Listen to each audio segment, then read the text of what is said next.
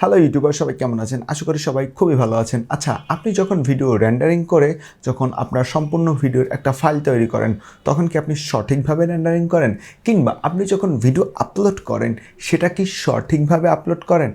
আমরা সাধারণত এডিটিং করার সময় যে রেন্ডারিংটা করে থাকি, রেন্ডারিংটা করে যে ফাইলটাকে আমরা আউটপুট হিসাবে বের করি, সে ফাইলটাকে আমরা কিন্তু যে কোনো একটা নামে সেট করি। আপনি দেখেন যে আপনি ABCD বা একটা সংখ্যা দিয়ে ওই ফাইলটাকে কিন্তু আপনি সেভ করেন, কিন্তু এটি করা উচিত নয়। কারণ আপনি যখন একটা নামে ফাইলটাকে রেন্ডারিং করেন, যে কোনো একটা নামে যখন ফাইলটাকে রেন্ডারিং করেন, ওই নাম অনুসারেই কিন্তু ফাইলটার সব কিছু সেট হয়ে যায়। তাই আপনি যখন ভিডিও রেন্ডারিং করবেন, এক্স্যাক্টলি যে নামটা হওয়া দরকার বা যে টাইটেলটা আপনি দিবেন, সেই টাইটেলটা দিয়েই ভিডিও রেন্ডারিং করবেন। তাহলে আপনার অফ পেজ অপটিমাইজেশন কিন্তু একটু বেশি হলেও বেড়ে যাবে এবং আপনি যার ফলে অনেক বেশি ভিউজ পাবেন। এখন আসি দ্বিতীয় বিষয়টা হচ্ছে কি জানেন?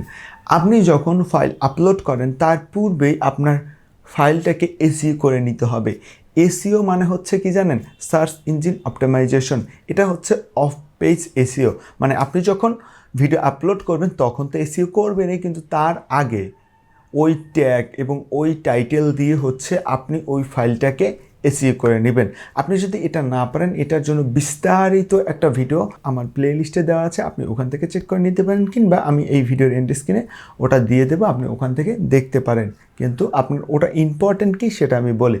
আপনি যখন ওই অফ পেজ অপটিমাইজেশন করবেন, ঠিক আছে, যখন ওই ফাইলটাকে অন করে প্রপার্টিসে যাবেন, তখন ওখানে দেখবেন যে আপনার টাইটেল আছে, সাবটাইটেল আছে, তারপর ট্যাগ আছে, ডিসক্রিপশন আছে, তারপর ওটা রেটিং পয়েন্ট আছে। আপনি কি করবেন জানেন? ওই টাইটেল দিবেন, ওই ট্যাগ দিবেন, তারপর ওই ডিসক্রিপশনই দিবেন এবং রেটিং 5 করে দিবেন, বা ওখানে 4 আছে বা 5 আছে, 5 করে দিবেন। এখন যাই হোক না কেন, আপনার ওই টাইটেল, ট্যাগ, ডিসক্রিপশন এবং রেটিং পয়েন্টটা ঠিক করে দিতে হবে এবং আপনার অথরিটিটাও ঠিক করে দিতে হবে। আপনি যদি এই অফ পেজ অপটিমাইজেশনটা করতে পারেন সঠিকভাবে, তাহলে আপনার ভিডিও এসইওতে চলে যাবে, সাজেস্টে চলে যাবে, যার ফলে প্রচুর পরিমাণ ভিউজ কিন্তু আপনি ওখান থেকে পাবেন। আমরা কিন্তু এই ভুলটা সবাই করে থাকি। জাস্ট একটা নামে একটা ফাইল রেন্ডারিং দিয়ে ওই ফাইলটাকেই আমরা আপলোড করি এবং আপলোড করার পরেই আমরা টাইটেল, তারপর ট্যাগ দিই, যেটা আমরা আপলোড করার সময় দিই।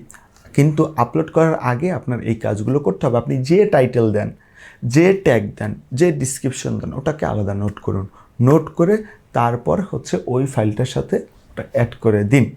এভাবে আপনার থাম্বনেলটায় কিন্তু অফ পেজ অপটিমাইজেশন করতে হবে, বা এসইওটা আগে থেকে করে নিতে হবে। আপনি যখন আপলোড করবেন তখন তো এসইও করবেনই, কিন্তু এর আগে আপনাকে আরও ভালো করে এসইওটা করে নিতে হবে।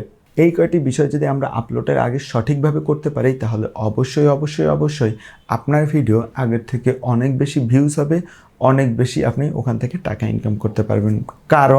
কারণ একটাই, সেখানে আপনার সার্চ ইঞ্জিনও বেশি আসবে, সাজেস্ট ভিডিও তো বেশি আসবে, এবং অন্যান্য ইউটিউবারদের কাছেও আপনার ওই ভিডিও গিয়ে পৌঁছাবে, বা অন্যান্য ভিউয়ার্সের কাছেও আপনার ওই ভিডিও গিয়ে পৌঁছাবে।